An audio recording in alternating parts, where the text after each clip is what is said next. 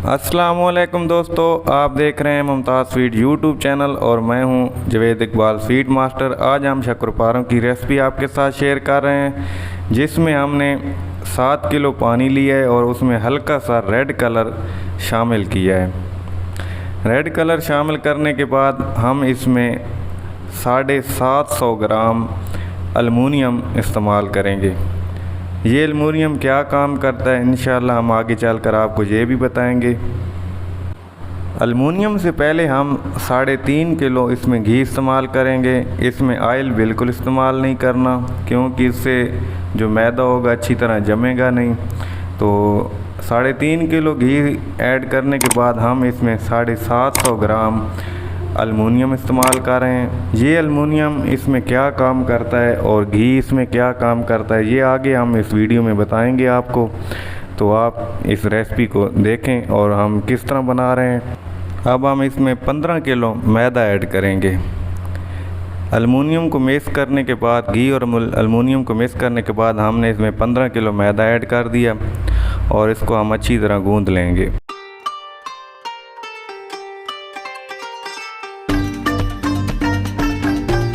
आप देख रहे हैं स्क्रीन में, बिल्कुल इसी तरह गूंदना है। ये आटे की तरह नहीं गूंदना जो रोटी के लिए बनाते हैं। आप बिल्कुल इस तरह मिक्स करते रहें। आपसे बस एक छोटी सी गुजारिश है कि अगर आप हमारे YouTube चैनल पर अभी नए हैं तो हमारे YouTube चैनल को सब्सक्राइब कर लें और साथ वाले बेल आइकन को दबाना ना भूलें, क्योंकि हम इसी तरह की बहुत ही मज़े की रेसिपी की वीडियो लेकर आते रहते हैं। जब पानी और मैदा अच्छी तरह खुश्क हो जाए तो फिर इस तरह गूंदना है।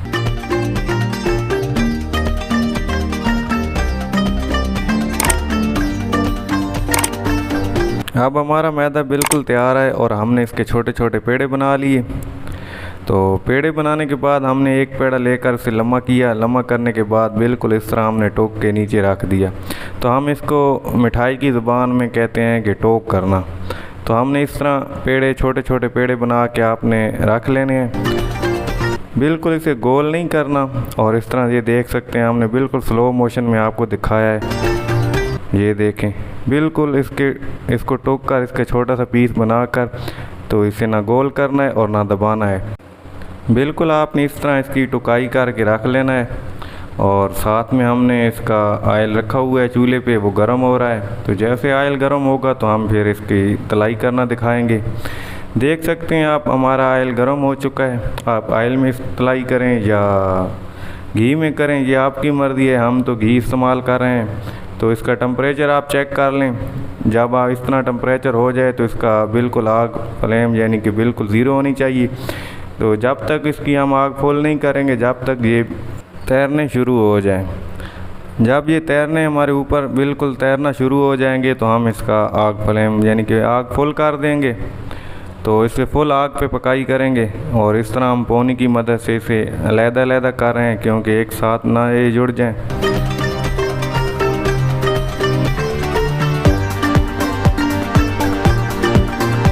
आपने बिल्कुल इसके टेम्परेचर का हिसाब लगा के रखना है, कितना ही टेम्परेचर होना चाहिए। अगर अलमुनियम आप कम डालेंगे तो टेम्परेचर आपको कम रखना पड़ेगा। अगर आप अलमुनियम हमारे हिसाब से डालेंगे तो इसका टेम्परेचर इतना ही रखना पड़ेगा। अलमुनियम हमने इसलिए ज़्यादा इसमें इस्तेमाल किया है कि अलमुनियम जो होता है इसके अंदर जाल पैदा करता है और इसके अंदर छोटे छोटे सुराख हो जाते हैं और ये शक्करपारा बहुत खस्ता होता है। तो उसकी वजह से इसके अंदर चाशनी या शीरा चला जाता है और उससे ये मुलायम होता है। तो आप हमें फॉलो करते रहें।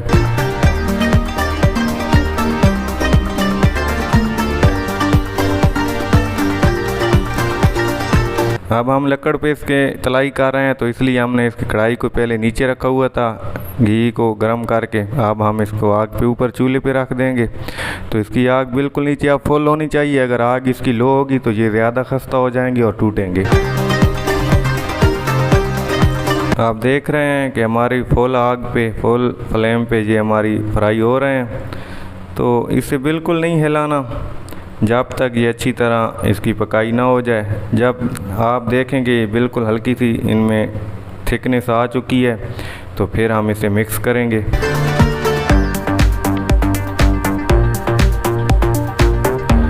अब हमारे शक्करपारे तकरीबन हाफ़ फ्राई हो चुके हैं और अब हम इसकी मिक्सिंग कर रहे हैं تاکہ جو اوپر کی سائڈ ہے وہ بھی نیچے آئل میں چلے جائیں اور وہ بھی فرائی ہو جائیں۔ تو اسی طرح آپ نے سٹیپ بائی سٹیپ ہمیں فالو کرنا ہے۔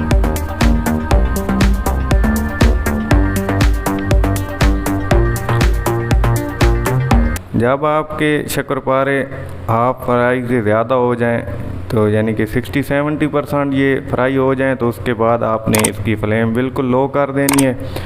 لو کرنے کے بعد یہ 2 سے 3 منٹ اسی لو فلیم میں پڑے رہنے دیں۔ جب آپ ہاتھ کی مدد سے چیک کریں، جب آپ چیک کریں گے تو اندر سے اسے دیکھیں گے کہ اندر سے یہ نرم نہیں ہونے چاہیے، یہ بالکل اندر سے اور باہر سے ایک جیسے ہونے چاہیے۔ اگر اندر سے یہ نرم ہوں گے یا ہلکے سے بھی اندر سے کچے ہوں گے تو جب آپ اس کو میٹھا لگائیں گے تو پھر یہ آپ کے شکرپارے ٹوٹیں گے نہیں۔ اسی لیے اس کی اندر اور باہر سے پکائی اچھی طرح ہونا ضروری ہے۔ آپ یہ دیکھ سکتے ہیں کہ یہ اس کے اندر بالکل جال بن چکا ہے۔ تو یہ اسی ایلومینیم کی مدد سے جال بنتا ہے، اور جو گھی ہم استعمال کرتے ہیں وہ اس سے خستہ کرنے کے لیے، تاکہ ہمارا شکرپارا زیادہ ہارڈ نہ ہو جائے۔ ہم نے 2 سے 3 گھنٹوں کے لیے اسے ٹھنڈا ہونے کے لیے رکھا ہوا تھا۔ اب ہمارے شکرپارے ٹھنڈے ہو چکے ہیں۔ آپ دیکھ سکتے ہیں یہ کڑا ہم بولتے ہیں شکرپاروں کے میٹھا لگانے کے لیے ہوتا ہے۔ تو یہ نیچے سے اس کی کٹنگ ہوتی ہے تاکہ جو ہم اوپر سے شیرہ لگائیں تو یہ نیچے سے کٹھا ہوتا رہے۔ اب ہم اس کی چاشنی آپ کو چیکنگ کرنے کا طریقہ دکھاتے ہیں کہ اس کی چاشنی کتنی ٹائٹ ہونی چاہیے۔ یہ دیکھ سکتے ہیں کہ یہ اسے ڈبل تار بھی بول سکتے ہیں۔ یہ ہاتھوں کے ساتھ ہلکی ہلکی چپک رہی ہے۔ یہ دیکھ سکتے ہیں اتنی چاشنی یا شیرہ گاڑھا ہونا چاہیے۔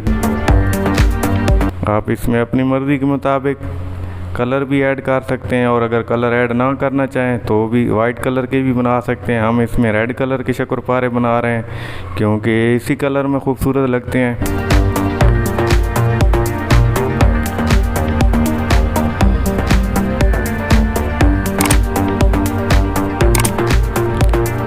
20-25 سیکنڈ کے لیے ہم نے اسے پونی کی مدد سے چینی کو ہلا رہے ہیں تاکہ اس کے اندر سے گرماش وغیرہ نکل جائے۔ 20-25 سیکنڈ ہم نے اسے ہلانے کے بعد ہم اس کے اب اوپر ڈالیں گے شکرپاروں کے۔ تو آپ نے ہمیں سٹیپ بائی سٹیپ فالو کرنا ہے۔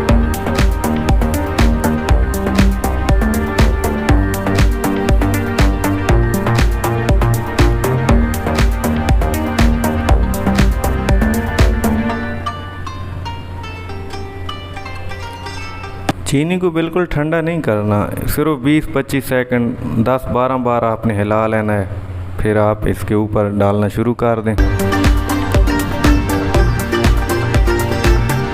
دیکھ سکتے ہیں آپ اس طرح آپ نے اس کے اوپر ڈالتے رہنا ہے، اور جو کڑا ہے ہم نے اندر لگایا ہوا ہے اس سے ہم نکال کے پھر اوپر ڈال رہے ہیں۔ آپ نے اسی طرح کرتے رہنا ہے 2 سے 3 منٹ۔ 1 منٹ وقفہ دینے کے بعد ہم پھر اس کے اوپر شیرہ ڈالتے رہیں گے۔ شیرہ مسلسل آپ نے ڈالتے رہنا ہے۔ اگر آپ شیرہ مسلسل نہیں ڈالیں گے تو اس کے اندر شیرہ نہیں جائے گا، اور یہ شیرہ جو چاشنی ہوگی اوپر ہی جم جائے گی، تو اندر سے آپ کے شکرپارے بالکل خشک رہ جائیں گے۔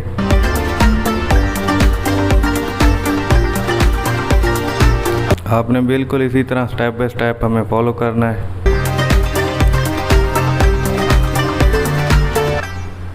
تقریباً یہ 15 سے 20 منٹ لگتے ہیں اس کو شیرے کو جمنے کے لیے۔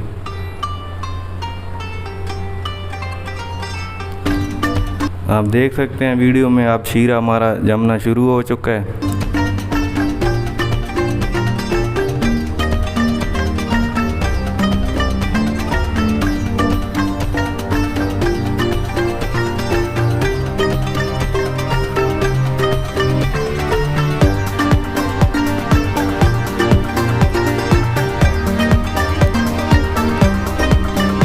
دیکھ سکتے ہیں اوپر ہمارا شیرہ جم چکا ہے۔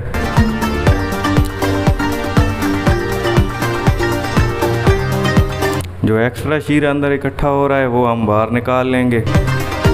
شیرہ نکالنے کے بعد اس کے اندر سے کڑا بھی نکال لینا ہے۔ کڑا نکالنے کے بعد پھر آپ نے شکرپاروں کو نکال کے بالکل اس طرح رکھ دینا ہے پنکھے کے نیچے، تاکہ یہ اچھی طرح ٹھنڈے ہو جائیں اور خشک ہو جائیں۔ دیکھ سکتے ہیں ماشاءاللہ بہت ہی خوبصورت قسم کے خستہ شکرپارے تیار ہیں۔